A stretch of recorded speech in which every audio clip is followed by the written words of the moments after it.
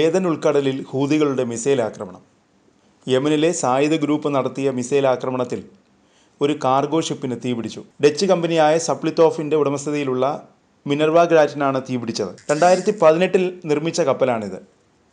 ഒരു കപ്പലിന് തീപിടിച്ചതായും ഒരു യുദ്ധക്കപ്പൽ അതിനടുത്തേക്ക് നീങ്ങുന്നതായും ഫ്രഞ്ച് സൈന്യത്തിൻ്റെ maritime information corporation and awareness centre എക്സിൽ പറഞ്ഞു. ഏദനിൽ നിന്ന് 128 നോട്ടിക്കൽ മൈൽ അകലെ വെച്ചാണ് കപ്പൽ അപകടത്തിൽപ്പെട്ടത്. ആക്രമണത്തെക്കുറിച്ച് അധികൃതർ അന്വേഷിക്കുന്നുണ്ട്. 2 ജീവനക്കാർക്ക് പരിക്കേറ്റിട്ടുണ്ടെന്നായിരുന്നു പ്രാഥമിക റിപ്പോർട്ടുകൾ.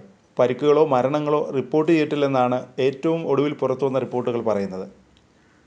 മിനർവ ഗ്രാറ്റിനെ ലക്ഷ്യം വെച്ച് ഒരാഴ്ചയ്ക്കുള്ളിൽ രണ്ടാമത്തെ ആക്രമണമാണിത്. സെപ്റ്റംബർ 23-നും ഹൂതികൾ കപ്പലിനെ ലക്ഷ്യമിട്ട് ആക്രമണം നടത്തിയിരുന്നു. ആക്രമണത്തിൽ നിന്ന് കപ്പൽ കഷ്ടിച്ച് രക്ഷപ്പെടുകയായിരുന്നു. ഏദൻ ഉൾക്കടലിൽ കപ്പൽ സഞ്ചരിച്ച സ്ഥാനത്ത് നിന്ന് ഏകദേശം 2 നോട്ടിക്കൽ മൈൽ അകലെയാണ് പ്രൊജക്ടൈൽ പതിച്ചത്. കപ്പലിന് ഇസ്രായേലുമായി യാതൊരു ബന്ധവുമില്ലെന്ന് MICA സെൻറ്റർ അറിയിച്ചു. US നാവികസേനയുടെ മേൽനോട്ടത്തിലുള്ള ജോയിൻറ്റ് മാരിടൈം ഇൻഫർമേഷൻ സെൻറ്ററും ഇക്കാര്യം സ്ഥിരീകരിച്ചിട്ടുണ്ട്. ഹൂതികൾ ഈ പ്രത്യേക കപ്പലിനെ 2 തവണ ലക്ഷ്യം വെച്ചത് എന്തുകൊണ്ടാണെന്ന് വ്യക്തമല്ലെന്നാണ് റിപ്പോർട്ടുകൾ പറയുന്നത്. അതിനിടെ ഇസ്രായേലിലേക്ക് വീണ്ടും ഹൂതികൾ ആക്രമണം നടത്തി.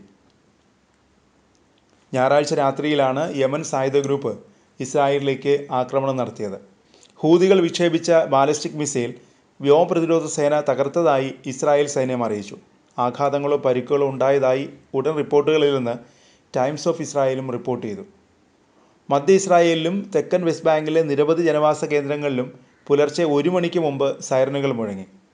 പിന്നീട് ആക്രമണത്തിൻ്റെ ഉത്തരവാദിത്തം ഹൂതികൾ ഏറ്റെടുത്തു.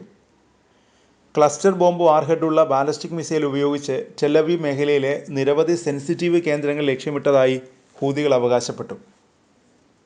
സമീപ ആഴ്ചകളിൽ ഇസ്രായേലിനെതിരെ ക്ലസ്റ്റർ ബോംബ് വാർഹെഡുകൾ ഉപയോഗിച്ച് നിരവധി മിസൈലുകൾ ഹൂതികൾ വിക്ഷേപിച്ചിട്ടുണ്ട്.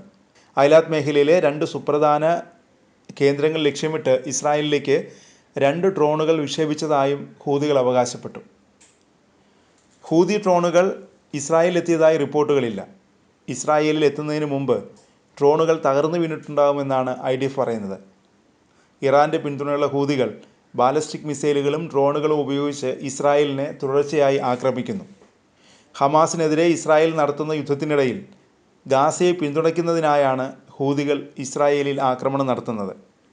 ഒക്ടോബർ 7 ഹമാസ് ആക്രമണത്തിന് 1 മാസത്തിന് ശേഷം 2023 നവംബറിൽ ചെങ്കടലിൽ ഇസ്രായേലിനെയും സമുദ്ര ഗതാഗതത്തെയും ഹൂതികൾ ആക്രമിക്കാൻ തുടങ്ങി. അതിനുശേഷം ഇസ്രായേലിന് നേരെ ഏകദേശം 130 മിസൈലുകളും 109-ലധികം സ്ഫോടക വസ്തുക്കൾ നിറച്ച ഡ്രോണുകളും തൊടുത്തുവിട്ടു.